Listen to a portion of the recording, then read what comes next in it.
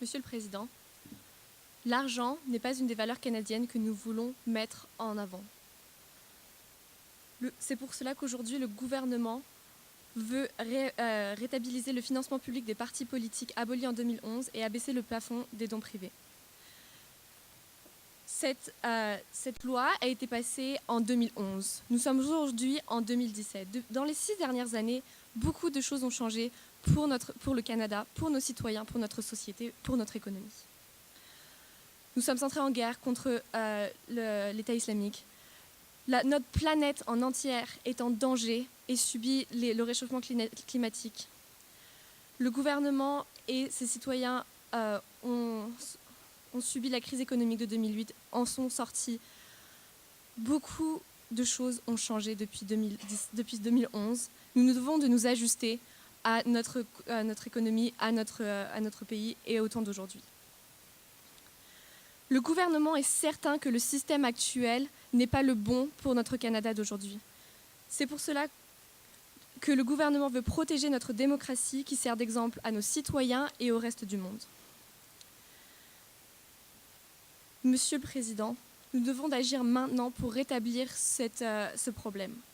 Plusieurs pays, plusieurs démocraties, parce que le Canada est une démocratie et nous voulons vraiment mettre le point là-dessus. Nos citoyens et notre pays, nous voulons suivre une démocratie. Plusieurs pays dans le monde, plusieurs démocraties utilisent actuellement ce système-là, qui est d'avoir un fonctionnement public et d'avoir un financement public et un financement privé. Et ce système fonctionne. Il fonctionne en France, il fonctionne dans plein de pays démocratiques. C'est pour cela qu'aujourd'hui, le gouvernement veut rétablir le financement public des partis politiques, aboli en 2011, il y a 6 ans, et abaisser le plafond des dons privés. Pourquoi est-ce que le gouvernement, aujourd'hui, en 2017, veut faire cela? Pour 3 raisons. La première raison est de protéger la démocratie. La deuxième raison est d'avoir un pays dont la valeur est l'équité. Finalement, les partis politiques ne doivent plus subir la pression des entreprises, des corporations. Comment est-ce que cela va être mis en place? Le gouvernement va décider du montant qu'il va alloquer, qu'il va donner aux partis politiques en début d'année, et ce montant va être décidé au début de chaque année. Ce n'est pas un montant fixe. Plusieurs facteurs affectent le montant qui doit être alloqué aux partis politiques. Il y a plusieurs facteurs. C'est pour cela qu'une étude sera faite chaque année. Et cette mise en place ne pourra pas être faite pour 2017, elle sera faite pour 2018. Nous allons analyser, regarder les facteurs économiques, politiques, sociaux du pays, culturels, pour être sûr d'avoir le bon montant qui vient du gouvernement et mettre un plafond sur les financements publics en fonction du financement public. Où est-ce que cet argent va venir? L'opposition va me demander. Eh bien, nos politiciens sont payés généreusement. Et le gouvernement est prêt à faire un sacrifice pour la démocratie et pour nos valeurs. Et nous allons réduire les paix des politiciens pour être sûr d'avoir le financement nécessaire et de rendre sa démocratie, son équité et d'enlever cette pression des corporations sur nos partis politiques et pour nos citoyens. Les membres du gouvernement sont prêts à faire ce sacrifice pour avoir un meilleur pays et pour que les valeurs du Canada ne soient pas basées sur l'argent, mais sur les valeurs de notre Constitution. Je vais maintenant parler du premier point qui est de protéger notre démocratie. Notre Constitution canadienne en 1867 est basée sur la démocratie du pays. Des peuples, nos citoyens, nos Canadiens, nos ancêtres se sont battus pour cette démocratie et certains peuples se battent encore aujourd'hui pour la démocratie. Cette démocratie est importante pour le développement du pays et son évolution et d'avoir un pays sain. La Constitution inclut nos valeurs et nous devons de les respecter. Nos partis politiques se doivent d'être transparents et cela fait partie d'une des valeurs canadiennes, la transparence, savoir où l'argent de nos contribuables va. Où est-ce que cet argent va, ce que nos politiciens font avec. C'est pour cela, aujourd'hui, le gouvernement veut rétablir le financement public des partis politiques et abaisser le plafond des dons privés. Nos 3 raisons sont pour protéger la démocratie, pour l'équité et pour éviter les pressions des entreprises. Mes collègues du gouvernement vont parler de 2 derniers points. Merci beaucoup.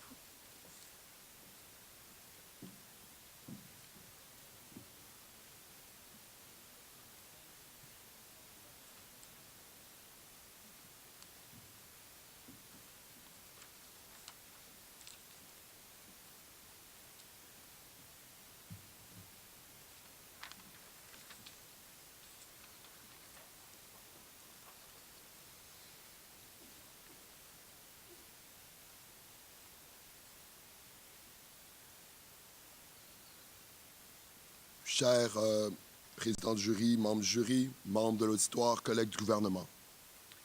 Nous sommes aujourd'hui une époque où on entend très souvent l'apathie politique des gens. On entend souvent que nos concitoyens votent pour le moins pire des partis et non pour le meilleur. On entend souvent que nos concitoyens se sentent sans pouvoir dans un système qui ne les consulte pas entre chaque cycle électoral. Aujourd'hui, l'opposition veut vous démontrer que le projet du gouvernement ne va qu'empirer cette triste réalité. Rétablissons d'abord les faits. Par un système de financement privé, on entend le système canadien qui entend une contribution maximale d'un peu plus de 1 000 $ par année par citoyen. Donc, on est vraiment dans des limites très raisonnables qui permettent une contribution individuelle. On ne permet pas le financement par les entreprises. C'est complètement illégal au Canada. Le gouvernement devrait d'ailleurs ouvrir ses livres de loi pour rétablir des faits qu'on considère qu'il devrait absolument connaître. Aujourd'hui, l'opposition apportera 4 arguments principaux. Les 2 premiers que je présenterai, l'argument sur la tyrannie de la majorité que pourrait causer un système de financement purement public. Ensuite, l'autre argument sur la liberté d'expression et la protection des minorités. Vous remarquerez que ces 2 arguments sont intimement liés et qu'ils sont très importants. Mes collègues présenteront ensuite l'idée qu'on pourrait créer une montée des super-partis par un cercle vicieux que ce financement peut créer. Et ensuite, l'idée qu'on veut encourager une citoyenneté plus active par la possibilité d'un financement privé par les individus. Commençons d'abord par l'argument de la tyrannie de la majorité. Il faut comprendre que pour qu'un parti ait un financement nécessaire à se faire élire, le parti n'aura maintenant besoin que d'une masse critique, qu'une majorité des gens l'appuient pour avoir donc la majorité du financement électoral. Ça nous apporte dans un système où le parti principal n'a besoin que du vote du groupe majoritaire pour maintenir sa domination et son hégémonie. Ça va créer un cercle vicieux comme on en parle plus tard. Ça, c'est très dangereux parce qu'il faut comprendre qu'à chaque cycle électoral, le gouvernement en place n'aurait besoin que du vote de la plus grande partie de la population, mais n'a pas besoin de représenter des intérêts plus minoritaires, des intérêts qui, comme je vous le présenterai dans le 2e argument, vont être capables de justement monter des fonds par leur liberté d'association, par leur liberté d'expression. C'est important de défendre la liberté d'expression, ça m'amène à mon 2e argument. La protection des minorités est incroyablement importante et fait partie du cœur des valeurs politiques canadiennes. On croit dans la valeur de notre diversité. On croit dans le fait de monter la voix des groupes marginalisés, des groupes minoritaires, qui, comme je le disais, sont capables de s'associer. Les groupes minoritaires ont des intérêts plus spécifiques que la majorité, mais n'ont souvent pas la possibilité d'avoir une masse électorale assez grande pour que les grands partis les écoutent, surtout dans un système comme celui que le gouvernement prône aujourd'hui. Nous, dans l'opposition, on croit dans la protection de ces minorités marginalisées, on croit dans la représentation de cette diversité qui fait notre force. Passons maintenant à la réfutation des quelques arguments qui ont été amenés du côté du gouvernement. On nous parle que certains pays ont déjà adopté ce système. On nous parle de la France comme d'un grand modèle de démocratie. La France est justement un pays où est-ce que les droits des minorités sont souvent mis de côté au profit d'une grande majorité. On peut parler, par exemple, de l'oppression des minorités religieuses. Et c'est pour ça que ça me fait un peu sourire, ou plutôt pleurer, quand le gouvernement nous le cite comme exemple. On pense que le gouvernement est une démocratie, le Canada est une démocratie qui fonctionne déjà beaucoup mieux. On parle d'équité. Justement, Monsieur le Président, pour avoir une équité, il faut une représentation de tous les citoyens. Il faut que tous les citoyens soient capables d'élever leur voix, non seulement aux élections, mais entre cette période de 4 ans. On veut qu'ils soient capables d'avoir un mot dans leur démocratie. on nous a parlé du pouvoir des entreprises, mais justement, je réinvite le gouvernement à ouvrir ses livres de loi parce que les entreprises au Canada n'ont pas le droit de faire des dons aux partis politiques. Seuls les individus ont le droit de le faire et je le rappelle, ce sont des dons modérés, des dons équilibrés de peu plus de 1 000 $ par année, ce qui permet à la majorité des citoyens de prendre part dans ce processus. On nous parle d'un système de réduction de la paie des députés. Je vous rappelle que la paie des députés au Canada est très équilibrée, un peu moins de 100 000 $ par année pour les députés, et que réduire cette paie-là va amener justement l'effet inverse, qui serait que seules les personnes riches auraient l'option de se présenter en politique à cause de l'argent que ça prend pour se présenter et du salaire que ça pourrait mener. Donc, du côté de l'opposition aujourd'hui, nous nous tenons pour deux grands principes, la démocratie et la diversité. Ces deux grands principes sont chers pour nous. On veut que la majorité du peuple canadien ait sa voix dans notre Parlement, mais on veut aussi que nos minorités puissent parler. Merci beaucoup.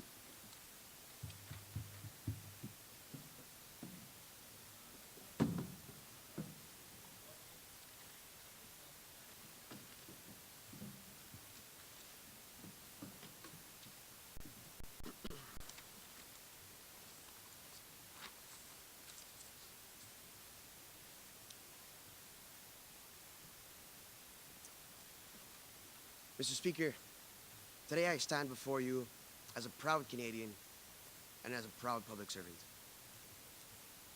Canada, this government is taking action to maintain and protect our democratic values. What we are doing today is protecting Canadians from external pressures upon the government. We are ensuring that the best interest of Canada is at heart of all public servants, not the interests of the private individuals. We have heard the many concerns of Canadians, worries of corruption, the fear that power is being controlled by the few rather than the people. This motion ensures that all parties, not just the wealthy ones, not just the ones that we all know, can be heard, can voice their messages for Canadians to judge by themselves. Because in Canada, power is based upon one thing: ideas. Ideas that assemble Canadians under one country, under one culture, under one flag. My colleague from the opposition has brought up the issue of minority interest. This motion will allow these smaller minority interests, minority parties, parties that we don't often hear, but who have good ideas, to be heard. I'm reminded of our prior colleague, Jack Layton. Before him, NDP was relatively unknown. But through his actions, through his dedication, towards his motivation to break Canada's prior two-party system, created what we know today as the NDP. Today, we have three parties. Perhaps soon, we'll have more, with more ideas, more various views. Mr. Speaker, democracy is the foundation of this country, not money. Ideas that move the country forward is what we want to encourage, and that's what we are doing here today. The government has gone through a great length, cutting their own money. We are prepared here to make a great sacrifice for the Canadian people, a sacrifice that is justified. I hope that the opposition is willing to do the same. Thank you.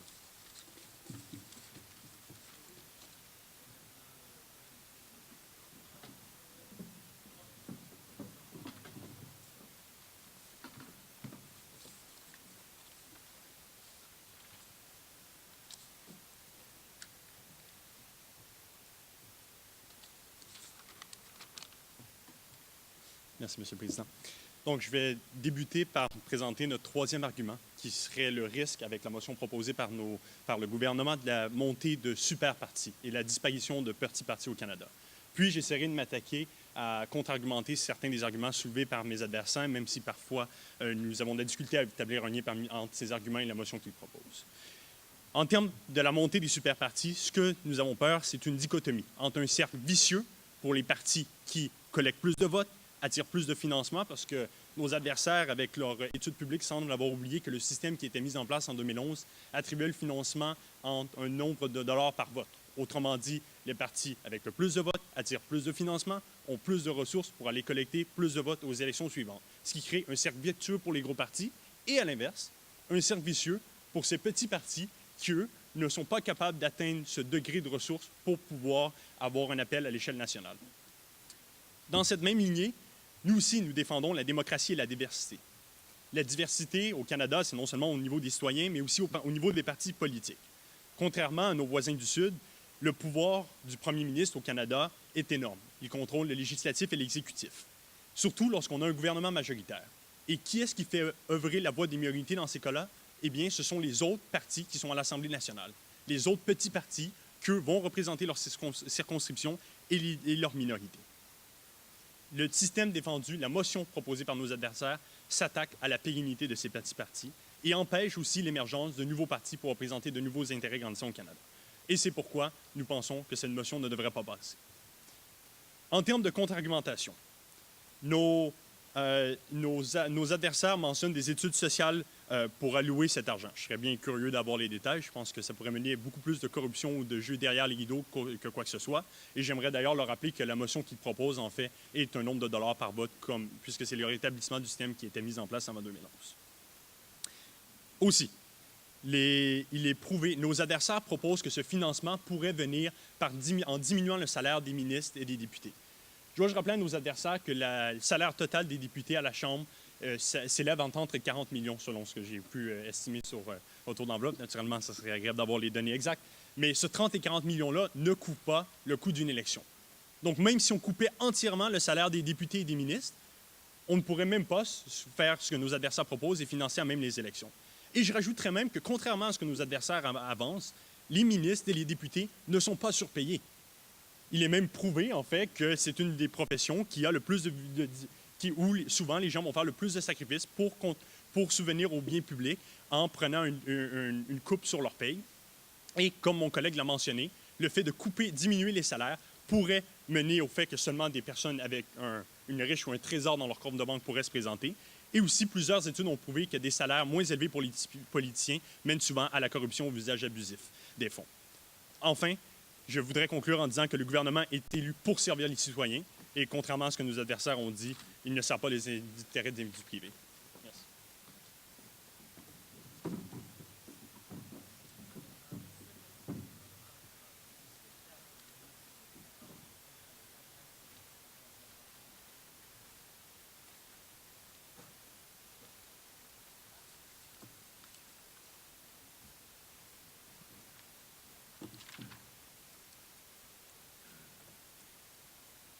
Thank you, Mr. Speaker. Today we are here to resolve an issue that the Canadian government wants to reinstate the public funding of political parties, abolished in 2011, and lower the cap of private donations.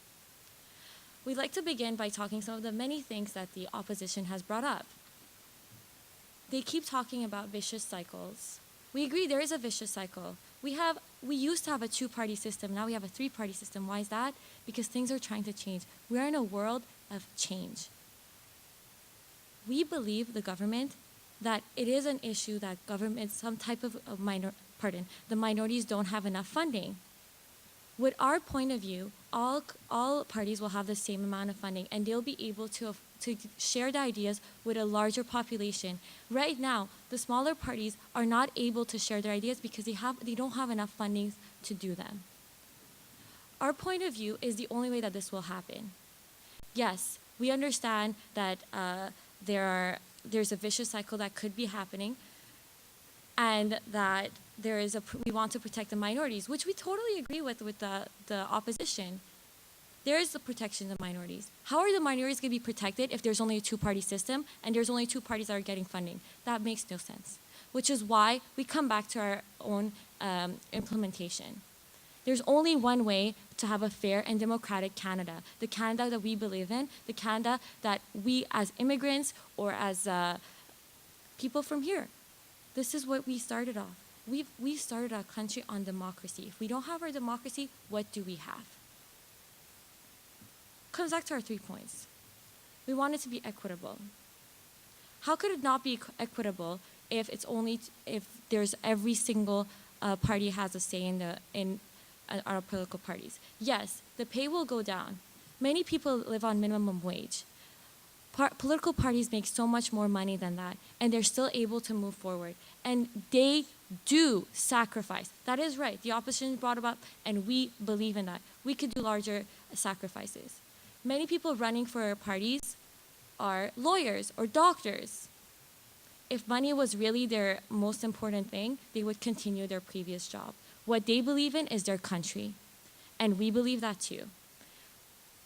We don't need the money. The money is not what's important, which the opposition seems to think is the only thing that matters, but it's not. Is Canada a country about money? No. We're a country about democracy, equitability, and to restrict any type of lobbying or any type of thing that could hurt our country. We'd like to inform the opposition that it's not the number of votes per money. Pardon, it's not the money for the number of votes, it's the number of votes per the money, and that there's no way that the money is going to change the decision of our people. They brought up that people vote for the least bad of the parties and not the best one. Isn't our whole point of this that we avoid that? Isn't the whole point of giving the same amount of money to every party a way to avoid people feeling this party will not win because they don't have enough people? They will have enough people because their ideas will be shared by a larger population. We'd like to come back to our main ideas. We believe in the minorities. We believe in our Canada, our strong democratic Canada. So let's go back to them. We want to protect our democracy. It's our first and foremost important aspect. We want equitable Canada, and we want a restricting lobbying. We hope the opposition understands that money is not the issue. Thank you very much.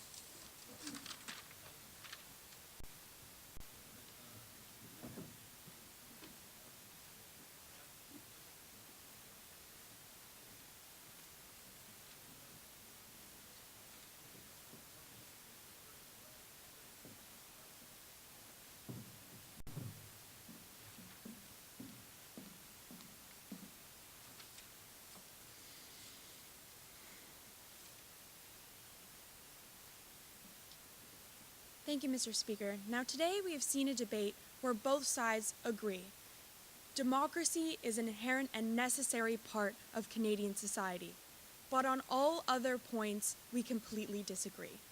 And I'm going to be proving that to you today through my thorough refutation of everything we've heard on side government. They're obviously confused about how this system works. I'm going to lay it out for them. Then I'm going to rebuild my partner's arguments. But before I get into that, I'm going to go into our last constructive point for side opposition.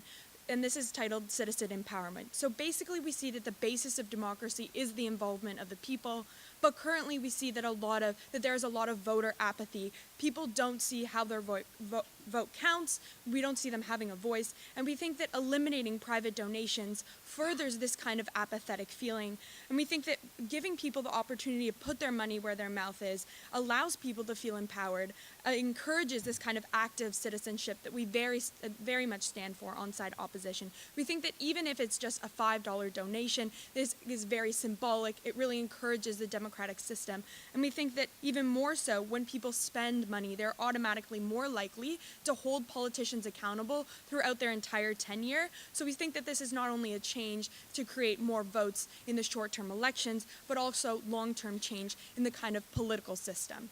Now I'm going to go into why side government is confused about how the system works. We've seen 3 points come out that is obviously like misconstrued. First, that rich people will control the system. Secondly, that businesses will donate. And third, that the same amount of money will be given to all parties. And I can refute this in one sentence. This is not how the system works. There's caps on donations, enterprises can't donate, and the same amount of money is not given to all parties. The way it works is that a vote is given like a certain amount of money. Ultimately, like if this is one vote, it's $2. So what we see is my partner's point still stands. The majority of money goes to the biggest party, and ultimately creates this kind of vicious circle that my partner talked about.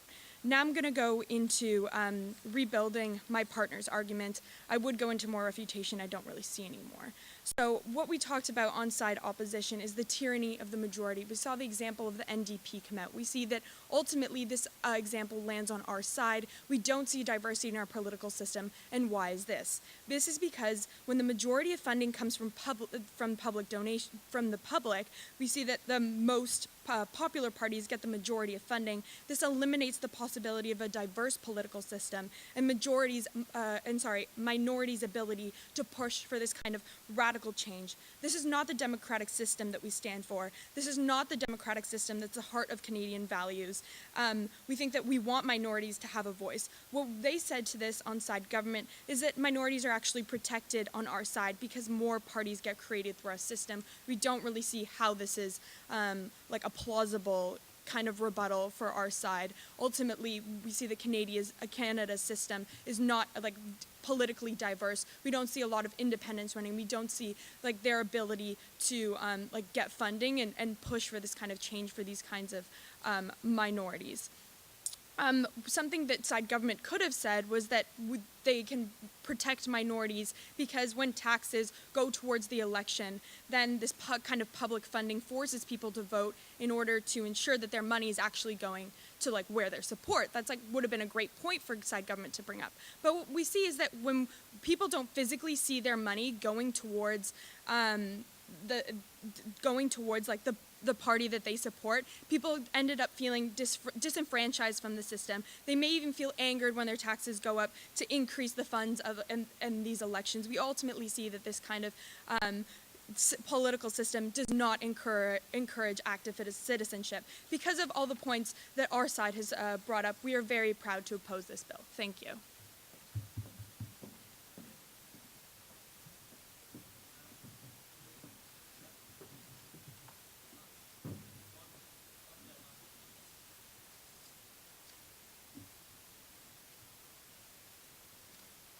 Merci, Monsieur le Président, collègues de l'opposition, membres du gouvernement. Je vais commencer par rappeler quelle est notre plateforme que nous avons clairement expliquée en début de ce débat, que le Canada a changé au cours de ces dernières années. Nous avons évolué et ce gouvernement a aussi évolué. Ce que le gouvernement veut aujourd'hui, ce n'est pas de rétablir complètement ce qui était en place en 2011, mais c'est de s'adapter au nouveau Canada et d'effectivement, nous voulons rétablir le financement public, mais avec un changement qui est de donner le financement public sera égal entre tous les partis. Ce n'est pas en fonction du vote. Ce n'a pas été clair au début, maintenant c'est égal. C'est clair.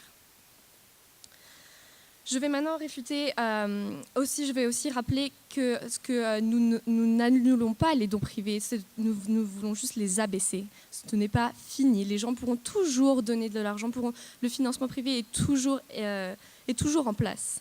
Ce que nous voulons faire, c'est l'abaisser parce que nous savons qu'aujourd'hui, même si les entreprises ne sont pas capables de donner des financements, les individus qui représentent ces entreprises, parce que évidemment tout le monde se connaît dans ce milieu politique, nous savons qu'il y a de la corruption, ces individus prennent de leur propre argent et vont le donner aux partis politiques. Et les politiciens savent exactement de qui vient cet argent. Ils savent que par exemple cet argent vient d'une entreprise qui a envie de faire passer une autorisation, une loi.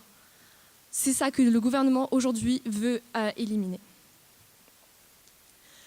Le gouvernement veut que les valeurs démocratiques soient mises en avant. L'argent n'est pas ce sur quoi nous voulons nous baser. C'est pour ça aujourd'hui que le gouvernement veut rétablir un financement public des partis politiques avec un changement par rapport à ce qui a été fait en 2011 et abaisser le plafond des dons privés. Pourquoi est-ce que nous voulons ça ? Nous voulons absolument protéger la démocratie et en quoi nos citoyens croient aujourd'hui. Nos citoyens, il y a effectivement une baisse dans les votes électoraux. C'est pour ça qu'aujourd'hui, en clarifiant, en mettant plus de transparence, nos citoyens voudront certainement plus voter et voudront certainement plus être plus actifs dans nos partis politiques. Ils se croiront plus dans nos partis politiques. Nous voulons une équité. Nous voulons représenter tous nos citoyens, pas juste la majorité, pas juste ceux qui croient, qui sont derrière les politiciens des libéraux ou des NDP. Tout le monde est inclus dans ce Canada. Le Canada est connu pour être un pays libre, un pays égal et qui a de l'équité. Finalement, nous voulons donner le choix à nos citoyens de pouvoir donner son argent à qui ils le veulent, contrairement à ce que l'opposition croit que nous voulons faire. Nous voulons juste éviter qu'il y ait du lobbying. Le Canada n'est pas régi par l'argent, mais par ses valeurs qui ont été créées en 1867 par notre Constitution. Merci.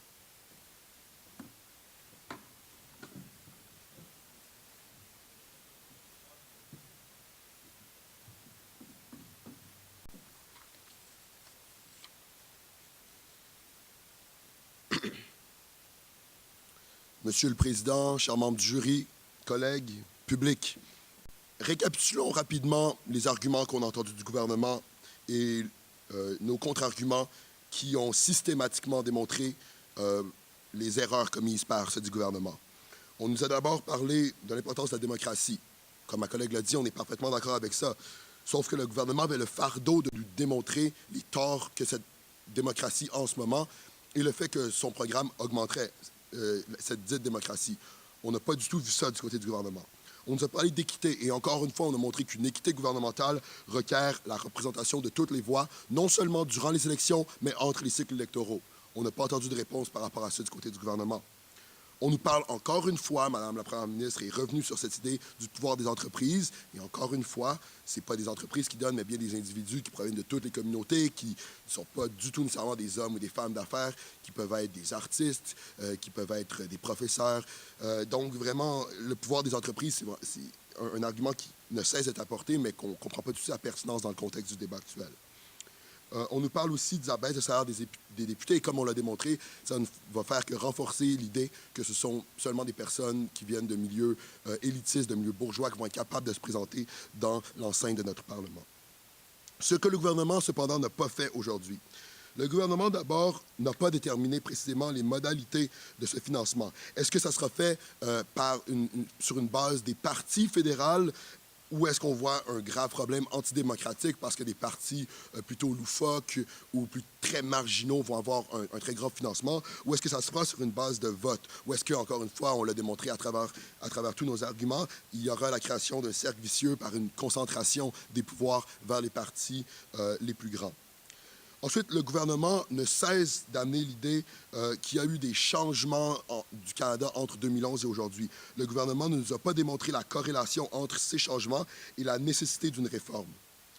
Troisièmement, et finalement, ce que le gouvernement n'a pas fait, le gouvernement ne nous a pas démontré, le gouvernement avait le fardeau de nous démontrer que le système actuel est injuste et non démocratique. Il ne l'a pas fait non plus. Ce qu'on a fait du côté de l'opposition, cependant, on vous a d'abord... On a deux grands principes aujourd'hui, la démocratie et la diversité. On vous a parlé que le système que le gouvernement propose créerait possiblement une tyrannie de la majorité, réduisant encore une fois les deux valeurs très propres qui sont la démocratie et la diversité. On nous a parlé de l'importance de la défense de la liberté d'expression, spécifiquement celle des minorités et des groupes marginalisés, parce qu'on croit encore une fois à la démocratie et la diversité canadienne. On vous a parlé de la création d'un cercle vicieux par le financement des plus grands partis. Encore une fois, ça viendrait enfreindre les principes de diversité et de démocratie. Et finalement, nous croyons profondément dans une citoyenneté active, une implication citoyenne qui viendrait nécessairement par des dons privés plus importants. Nous croyons encore une fois en la diversité et la démocratie. Merci, Monsieur le Président.